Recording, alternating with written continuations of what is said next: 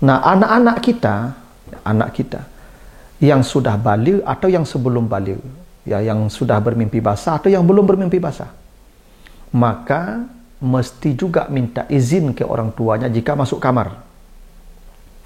Ya, misalnya anak kita yang sudah SMP, yang sudah SMA, apalagi sudah kuliah, dia tidak boleh masuk kamar orang tuanya, kecuali dia minta izin ketuk pintu. Ma, boleh masuk, Pak, boleh masuk. Supaya yang di dalam menyiapkan pula pakaiannya, mungkin dipakai dulu kalau yang belum. Biasalah orang di kamar begitu, pasangan. Termasuk anak-anak yang belum baligh. Misalnya anak-anaknya masih SD, ya, mungkin masih usianya 12 tahun ke bawah atau 13 tahun ke bawah, yang sudah berpisah dengan orang tua tidurnya, ya, kecuali dia masih kanak-kanak, ya, masih balita, memang tidurnya masih dengan orang tua, itu tidak ada masalah. Tapi yang sudah mendekati usia baligh tapi belum baligh, tetap minta izin ke orang tuanya jika ingin masuk kamar orang tuanya. Mengurai rahasia Al-Quran melalui makna dan mabna.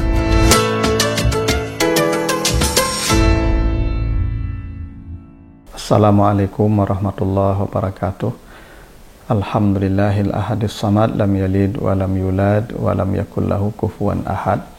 Allahumma salli ala Muhammad as-sahiman natika biddad wa alihi wa ashabihi ila yaumil wa'ad, amma ba'd. Para pemirsa program Makna dan Mabna yang dimuliakan Allah, kembali kita lanjutkan bahasan kita tentang bangunan dan struktur kata dan kalimat di dalam Al-Quran, serta makna dan pesan di balik bangunan dan struktur kata dan kalimat di dalam ayat-ayatnya tersebut. Kali ini kita akan bahas dua ayat, surat An-Nur ayat 58 dan surat An-Nur ayat 59. Kita baca surat An-Nur ayat 58. A'udzubillahi minasyaitonirrajim. Ya ayyuhallazina amanu liyasta'zinkumul ladzina ma liyasta'zinkumul ladzina malakat aymanukum wallazina lam yablughu al-hulum minkum thalasa marrat min qabli salatil fajri wa hina tada'una siyabakum minaz zahirah wa min ba'di salatil isya salasu awratil lakum laisa alaikum wala alaihim junahun ba'dahunna tawafuna alaikum ba'dukum ala ba'din kadzalika yubayyinullah lakumul ayat wallahu alimun hakim. Hai orang-orang yang beriman, mestilah minta izin kepadamu budak-budak yang kau miliki dan anak-anak yang belum mencapai usia baligh, yang belum bermimpi basah. Jika mereka masuk kamarmu, minta izinlah. Di tiga waktu. Pertama, sebelum salat subuh. Yang kedua, ketika kalian membuka pakaian kalian di tengah hari setelah zuhur, dan setelah salat isya. Itu 3 waktu yang kalian menampakkan aurat kalian, dan tiadalah dosa atas kamu dan atas mereka di selain 3 waktu itu, bahwa mereka masuk ke kamarmu kalau ada keperluan. Begitulah Allah menjelaskan bagimu ayat-ayatnya, dan Allah maha mengetahui lagi maha bijaksana. An-Nur 59 kata Allah, wa iza balagal atfalu minkumul hulum falyasta'zinu kamasta'zanal lazina min qablihim kadzalika yubayyinullahu lakum ayatihi wallahu alimun hakim. Dan apabila anak-anak itu sudah mencapai baligh yang ditandai dengan mimpi basah, maka mereka mesti minta izin kepadamu jika masuk kamarmu, sebagaimana minta izin orang-orang yang sebelum mereka.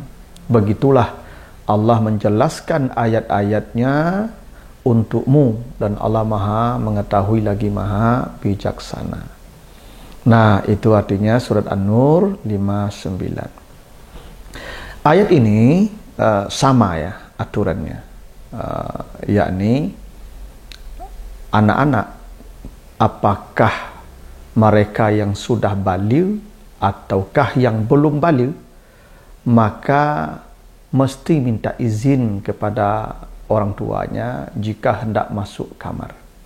Terutama di 3 waktu. 3 waktu yang di waktu itu kita membuka aurat kita. Pertama, sebelum salat subuh. Ya, karena kalau sebelum salat subuh di malam hari, kita sedang dalam keadaan aurat kita terbuka. Yang kedua, setelah salat zuhur. Memang biasanya zuhur panas. Ya, dulu kan tidak ada AC. Ya, panas dan orang membuka pakaian luarnya biasanya di waktu zuhur. Dan yang ketiga, setelah salat isya. Nah, ini juga dipahami oleh sebagian ulama, 3 waktu yang kita dilarang untuk bertamu ke rumah orang. Jadi kalau kita hendak bertamu ke rumah orang, maka hindari.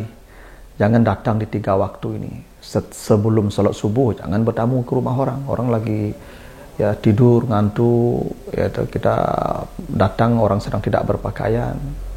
Atau setelah salat zuhur, tidak boleh juga datang bertamu karena orang sedang istirahat, orang sedang tidak berpakaian juga. Yang ketiga, setelah salat isya, karena orang mau buka pakaiannya, mau tidur juga. Nah, anak kita yang sudah baligh atau yang sebelum baligh, ya yang sudah bermimpi basah atau yang belum bermimpi basah, maka mesti juga minta izin ke orang tuanya jika masuk kamar. Ya, misalnya anak kita yang sudah SMP, yang sudah SMA, apalagi sudah kuliah, dia tidak boleh masuk kamar orang tuanya, kecuali dia minta izin ketuk pintu. Ma, boleh masuk, Pa, boleh masuk. Supaya yang di dalam menyiapkan pula pakaiannya, mungkin dipakai dulu kalau yang belum. Biasalah orang di kamar begitu, pasangan. Termasuk anak-anak yang belum baligh.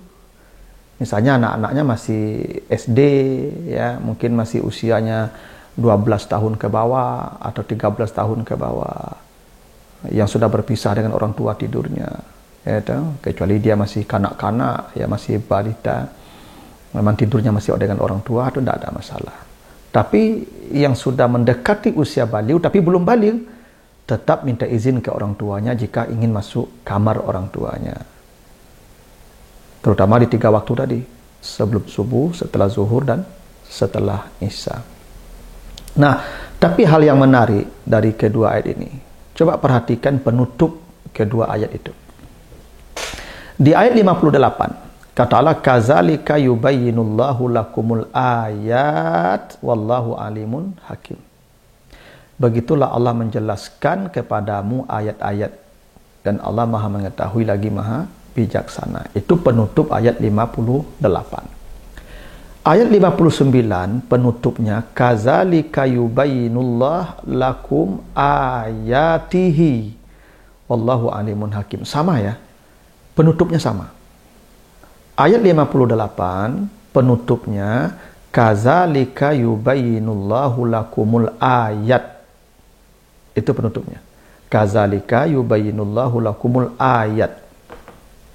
Di ayat 59 itu penutupnya, kazalika yubayyinullahu lakum ayatihi.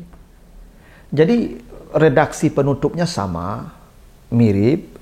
Perbedaannya hanya pada bentuk kata al-ayat dan ayatihi. Gitu. Nah, apa bedanya? Kenapa berbeda? Kenapa tidak sama-sama al-ayat? Kenapa tidak sama-sama ayatihi? Tapi di surat di ayat 58 An-Nur tadi, surah An-Nur tadi itu al-ayat. Sementara di ayat 59 ayatihi. Apa bedanya ayat dengan ayatihi? Al-ayat itu namanya kata tunggal. Ini kata tunggal walaupun bentuknya jamak, dia jamak muannas salim. Tapi itu jenis kata tunggal namanya. Sementara ayatihi itu jenis katanya kata majmu' atau idhafah namanya. Mudaf dan mudafun ilai. Ayat itu mudaf, hi damir itu adalah mudafun ilai.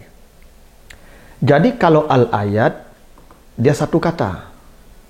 Kalau ayatihi 2 kata. Maka disebut dengan kata majmu', gabungan dari 2 kata. Nah, secara semantik, kata majmu' itu memiliki makna lebih kuat daripada kata tunggal. Karena kalau kata tunggal satu kata, kalau majmuk dua kata. Tentu dua kata lebih kuat daripada satu kata. Tentu dua lebih besar, lebih berat daripada satu. Itu memang begitulah logika bahasa. Karena itu al-ayat itu lebih ringan. Ayatihi lebih berat karena majmuk atau mudaf dan mudafun ilaih, karena ada dua kata yang bersatu di sana, ayat dan hi. Sementara al-ayat dia satu kata. Nah, karena itu dipahami perintah minta izin di ayat yang ke-59 itu lebih kuat daripada perintah minta izin di ayat 58. Jadi perintah minta izin bagi anak yang hendak masuk kamar orang tuanya itu lebih keras, lebih kuat, lebih berat daripada perintah yang di ayat 58. Yang 59 lebih berat. Kenapa? Karena di ayat 59 bentuknya idafah tadi, kata majmuk, ayatihi. Sementara di surat An-Nur 58-nya al-ayat, tunggal katanya. Karena itu minta izin seorang anak masuk kamar orang tuanya lebih serius, lebih berat, lebih keras, lebih kuat di ayat 59. Kenapa begitu? Karena konteksnya berbeda. Ayat 58 itu konteksnya anak yang belum mencapai usia baligh. Wallazina lam yablughul hulum. Itu anak yang belum mimpi basah. Kalau anak itu belum mimpi basah, maka secara biologis dia belum bisa melakukan aktivitas biologis sebagaimana normalnya. Tapi mungkin dia sudah mengerti aurat, tapi organ-organ biologisnya belum sempurna karena belum mimpi basah. Sementara di ayat 59 konteksnya berbeda, anak yang sudah mimpi basah. Wa iza balagal atfalu minkumul hulum, anak-anak yang sudah baligh, yang sudah mimpi basah. Kalau anak sudah mimpi basah berarti organ biologisnya sudah sempurna. Bukan hanya dia mengerti aurat lawan jenis, tapi dia bisa melakukan hubungan layaknya laki-laki dewasa. Karena memang dia sudah dewasa. Dia sudah mimpi basah. Arti secara biologis dia sudah sempurna. Nah, untuk anak-anak yang sudah sempurna aktivitas biologisnya, maka perlu ekstra hati-hati kalau dia masuk kamar. Walaupun ini kamar orang tuanya, karena dia sudah mengerti aurat, dan jika dia melihat aurat, walaupun aurat orang tuanya, karena ada dampak pada psikologinya dan ada dampak pada aktivitas biologisnya.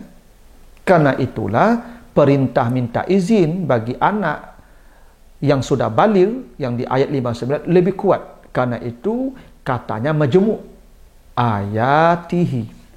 Ya, kazalika yubayyinullahu lakum ayatihi. Tapi di ayat 58 kazalika yubayyinullahu lakumul ayat. Kenapa? Karena yang dimaksud di sana adalah anak yang belum mencapai usia baligh, yang mungkin mereka mengerti aurat tapi belum berdampak secara psikologis dan belum berdampak secara biologis ke dalam diri mereka ketika melihat aurat. Karena itu jangan anak-anak yang sudah baligh itu masuk ke kamar kita tanpa minta izin. Harus minta izin. Kalau anak-anak yang sudah baligh mereka masuk ke kamar orang tuanya wajib minta izin. Yang belum baligh boleh minta izin, boleh tidak, karena itu tidak kewajiban. Karena kekuatannya berbeda. Kekuatan pada perintah itu berbeda. Di 58 lebih ringan perintah untuk minta izin karena bentuk tunggal al-ayat. Tapi di ayat 59 perintah minta izinnya lebih berat karena bentuk katanya idafa ayatihi. Nah, itulah rahasia kenapa berbeda penjelasan tentang perintah perintah minta izin anak masuk kamar orang tuanya antara ayat 58 dan ayat 59-nya. Di ayat 58 itu bentuknya tunggal, kazalika yubayyinullahu lakumul ayat, karena lebih ringan. Karena belum baligh anaknya. tapi sudah mengerti aurat. Nah, sementara di 59 dijadikan kata idafah, ya mudaf dan mudafun ilaih. Kadzalika yubayyinullahu lakum ayatihi, karena menunjukkan makna serius, berat. Karena ini anak sudah balik, sudah mengerti aurat dan sudah ya berfungsi organ-organ biologisnya secara sempurna. Begitu, ya mudah-mudahan ada manfaatnya. Lebih kurang mohon maaf. Wassalamualaikum warahmatullahi wabarakatuh.